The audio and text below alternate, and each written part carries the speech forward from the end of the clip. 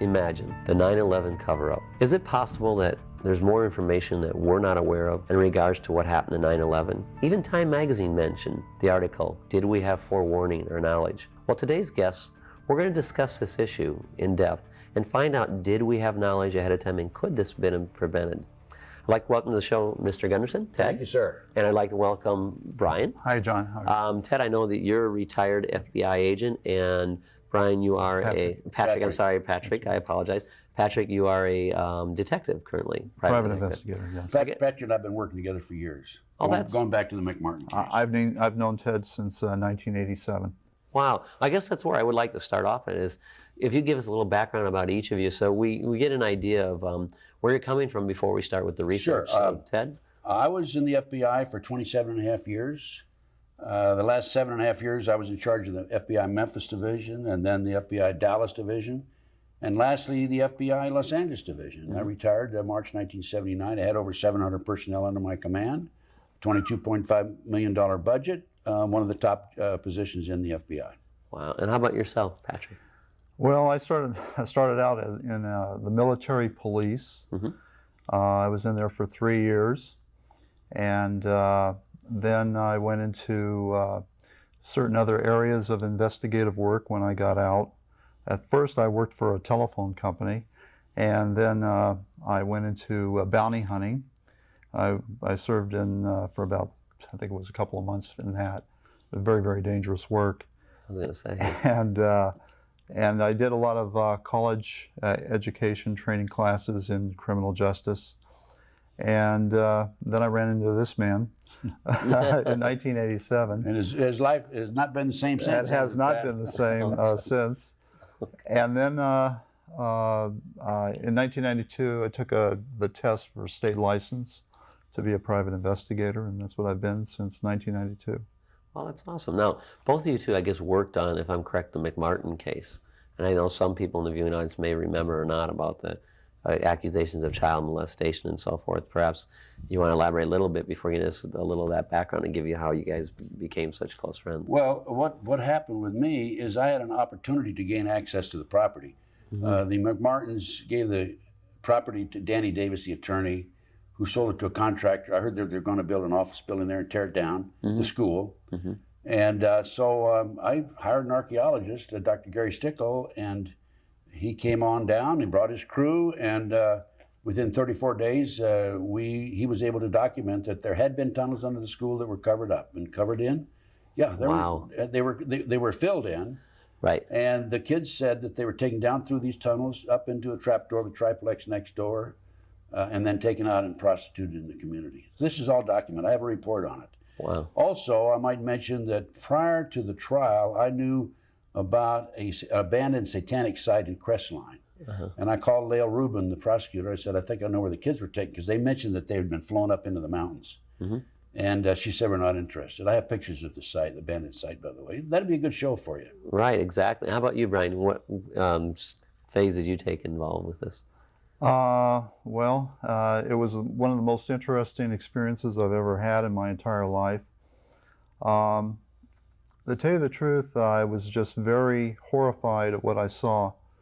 And the cover-up that was done, I mean, when I got there, I saw these sticks in the ground, and I asked somebody about those sticks, and they said, well, those sticks are the left after the DA's office, the law enforcement people, the official law enforcement people, got involved, and they were supposed to be looking for tunnels.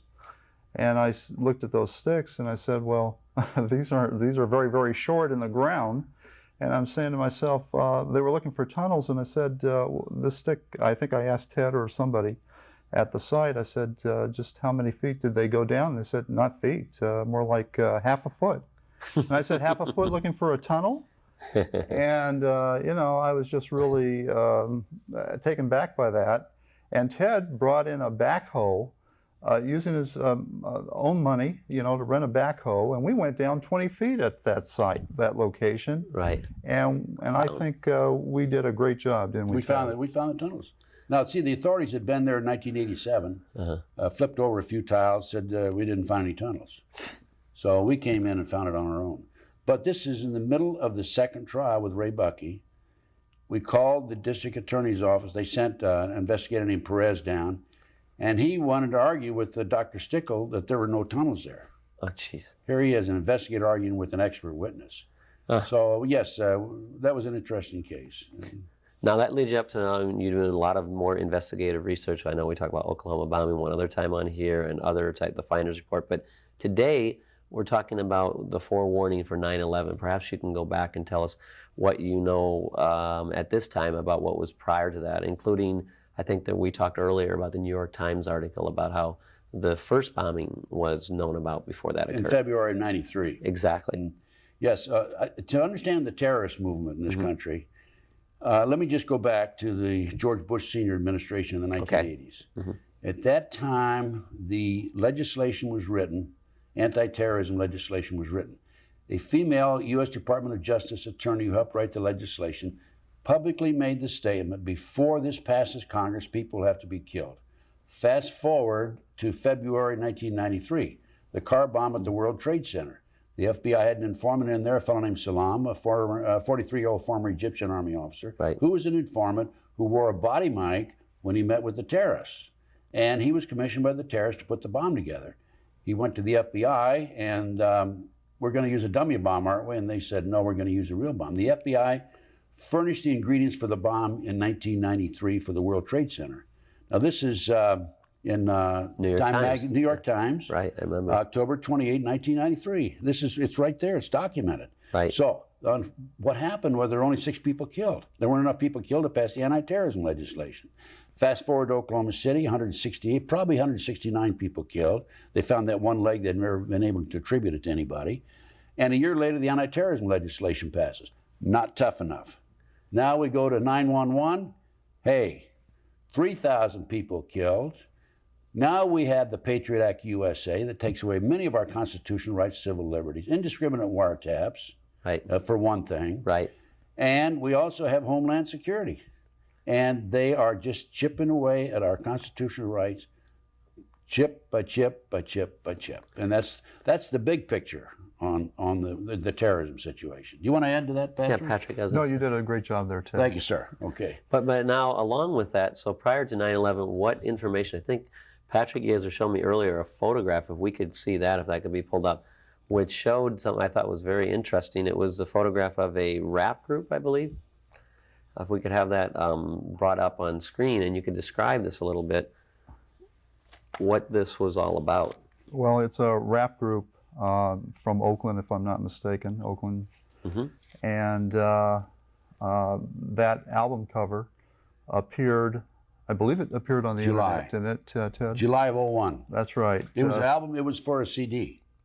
Correct. Yeah, now notice they're orchestrating, and the male has his hand on a remote detonator. Exactly. Okay, this came out a month before 9/11. That's right. This is a pic. By the way, I have this picture available to the people.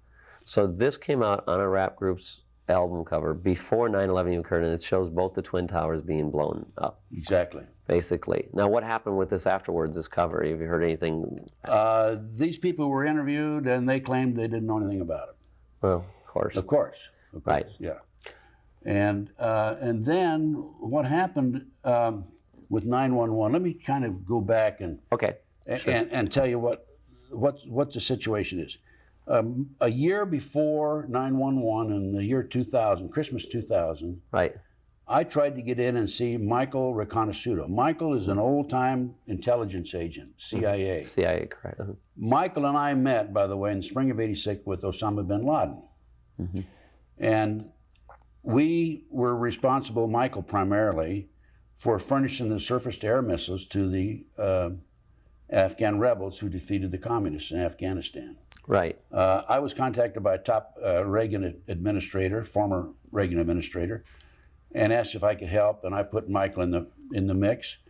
And we met with a fellow from the State Department /CIA at the hotel up in at the Hilton Hotel up in the Valley. And there was a fourth person there, tall, slender fellow, clean-shaven. And I found out years later, his name then was, he was using the name Tom Osmond. I find out later it was Osama bin Laden. Oh my God. Yeah. So the reason I bring that up is because as a result of Michael's work with the Afghan rebels, he developed contacts on the inside in the Arab world. Right. Now, Michael had advanced information about 911. From his contacts. Right, through his contacts. And I tried to get in to see Michael Christmas of 2000, and the Bureau of Prisons would not let me in, even though I'm his investigator of record. I finally got in to see him in January 03. And Michael told me at that time, and I have the report here in front of me, that in March of 01, 6 months prior to 911, he was contacted by an FBI agent as a result of his writing letters to his attorneys and so forth, trying to get somebody to come in and see him because he had advanced information about 911. Right. They finally came in to see him, and I'll read from my report. You might want to, yeah, here's my report right here. Huh? That's a copy of his. They finally came in to see him on March the 20th, and at that time, Michael gave FBI agent Keith Kutry the identity of an individual in New Jersey who was coordinating forthcoming terrorist attacks on the United States, had information on the movement of Soviet-made shoulder-fired missiles in the United States, was coordinating forthcoming skyjacking, was coordinating bombings and espionage, knew the identities of sleepers in the United States. He had information about the false identification that was being used by the terrorists. By the way, there were 30 terrorists, not 20. There were 6 planes to have been skyjacked, not 4. The other 2 didn't get off the ground because FAA grounded the airplanes, as you recall. Wow. And he also talked to Agent Kutry about information about the flight training of various types of aircraft that were being used by this terrorist group within the United States. So Michael thought he had performed his performance, and it helped his country. He's a very loyal American, like we all are. And then 911 occurred. He was shocked. 2 days after 911, I'm reading from my report now. He was contacted again by FBI agent Kutry of the Williamsport, Pennsylvania RA, wanted to know why Michael was bothering the FBI and wasting its time, accused Reconnaissance of seeking publicity, accused him of being anti-FBI and anti-government, called him a conspiracy theorist, a know-it-all, and a hoaxer. And the agent, Kutry, admitted to Mike that even though Mike had given him this information 6 months prior, they did nothing with it. So what I did is, after I talked to Michael, I put this report together, and I distributed this report for 3 weeks in Washington, D.C., to 155 congressmen and senators, to members of the executive branch, and I still haven't heard from anybody. But for documentation of the fact that this information was available to Mike and furnished by Mike to his attorney, a fellow named Don Bailey, on February the 6th, 2001, he sent his attorney a certified letter, and you can see the date stamped there. And in his letter to Bailey, Michael said, "Things have now come to a head. I now have contact with an operative that is in an Arabic group known as the Base. They are presently engaged in preparation for a major attack in the United States." He also said in his letter to Bailey, "We have an insider in this group that handles false IDs and passports for the group's operation. I also have contacts with one of the parties that supplies explosive materials to the group." And then also in the same letter he said, "As soon as we learned that an actual attack was in the works, we realized we can't fool around with this. On the other hand, we don't want to get screwed by the government." Okay, that report went to, as I said, 155 congressmen, senators. It went to the President of the United States. And believe it or not, I received a response back from the President, and you're going to see the letter that I received back. And this is, "Dear Mr. Gunderson, on behalf of President Bush, thank you for contacting the White House. We've sent your message to the appropriate federal agency that can best address your concerns. After they review your case, they will respond directly to you as promptly as possible." Well, I'm still waiting to hear from them. That was dated May the 30th. Right. So there's your situation there right now at this present time. Let me add something to that. In Reconnaissance letter, when I read it, when he referred to base, I had no idea what he was talking about. And then I found out it referred to Al-Qaeda. Oh. So I sent this letter off to Congressman Diane Watson's office, and they didn't even know what base meant. I called a military official in Washington, D.C., who was supposed to have been involved in anti-terrorism, and I asked them about the word base, and they said they didn't even know what that meant. So, I mean, for Michael to have placed that in the letter, very few people who were not involved in high-level government activities or anti-terrorism operations would know what base stood for. And it's unbelievable the kind of response I got from high-level government people that are supposed to know this stuff. And they don't. Did you get a response at all, Pat? Not the kind I wanted, that's for sure. What kind of response did you get? Yeah, that'd be a cool question. Basically, they were trying to pass it off to somebody at a higher level, and nobody wanted to take any more information about it. No, they weren't interested. Now, what about, you found out this information ahead of time. Was this also involved what we read in the media where they talked about they had flight training beforehand, and several of these people were allowed in the U.S. and they didn't have valid passports? I think there's several other issues that came out, even the Time article they talked about. Well, there are a number of issues. There was a Keith Williams in Arizona, FBI agent, who talked about the flight training. Colleen Raleigh in Minnesota tried to get a search warrant for Missouri, right? And she was turned down. There's two FBI agents in Chicago, Werner and Roberts, I think is their name. They were investigating bin Laden and preparing a criminal case against him. And they were contacted by their supervisor and the U.S. Department of Justice and by the people in Washington, D.C. and told to back off.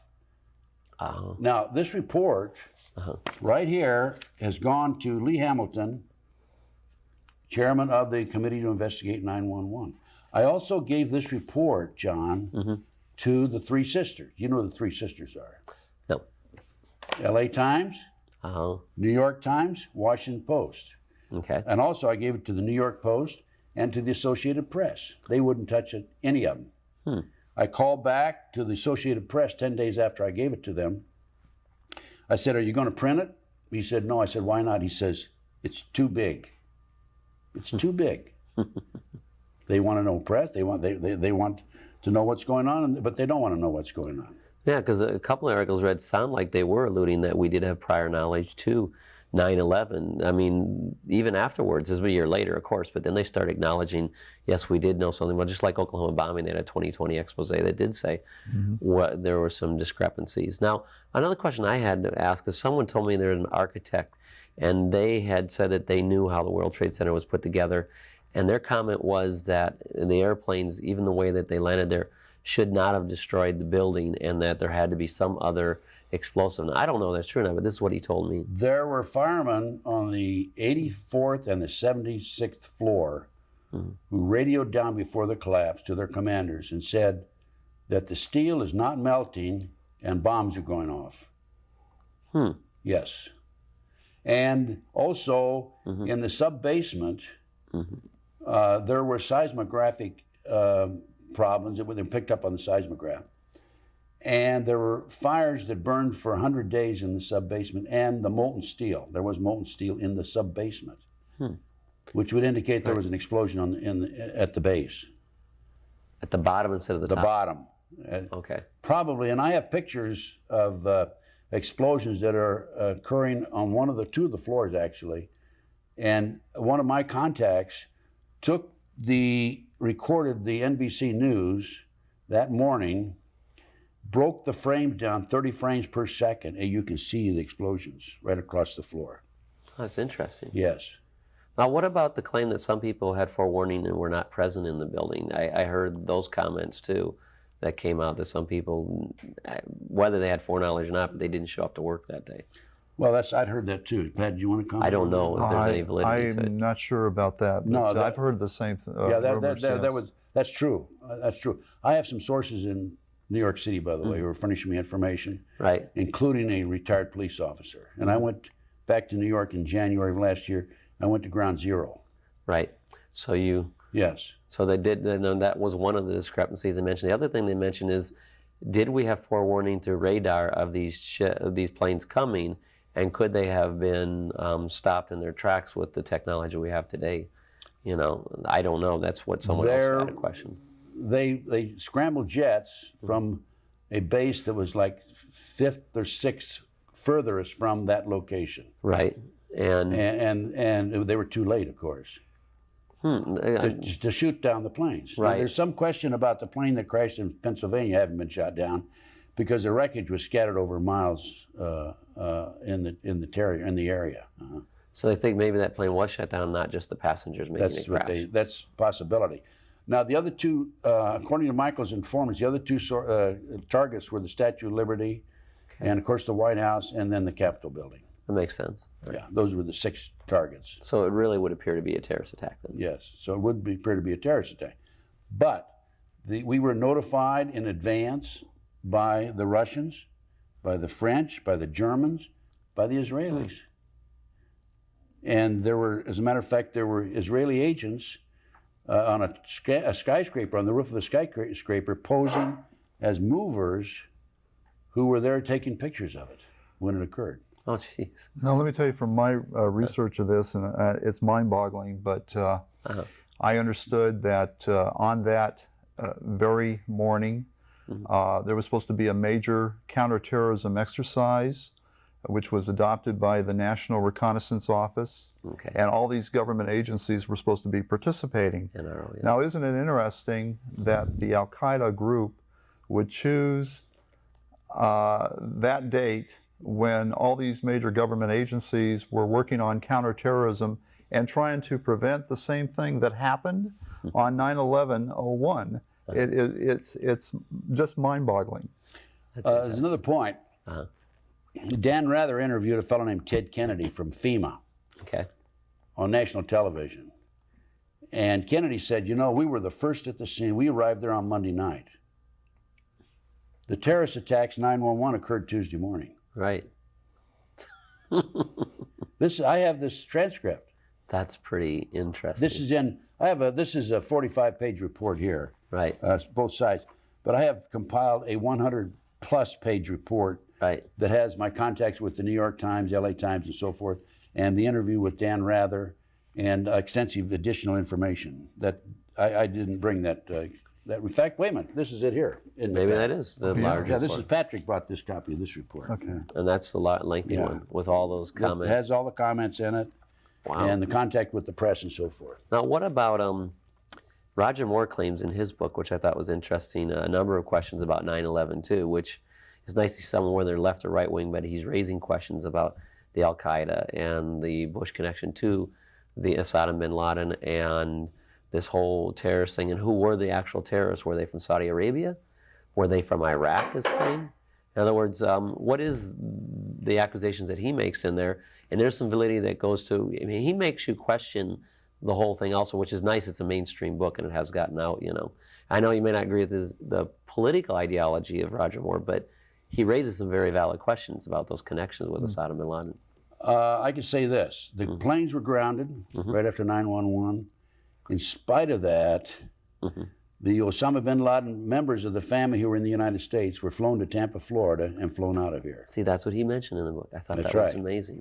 And also, it's very well documented that Osama bin Laden's family and George Bush Sr., the Bush family, have been involved in his business ventures for years. Exactly. So it hasn't been, I mean, these people have known each other for quite a long time. They're into construction, and they built that air base in, is it Riyadh? I believe it's Riyadh. One of the air bases in Saudi Arabia was built by the bin Laden family construction people. Yeah. So who were the terrorists? Were they from Iraq? Any of them? Were they Saudi Arabian? Or, I mean, that's what I'm wondering. What report, as far as you know, who were the actual?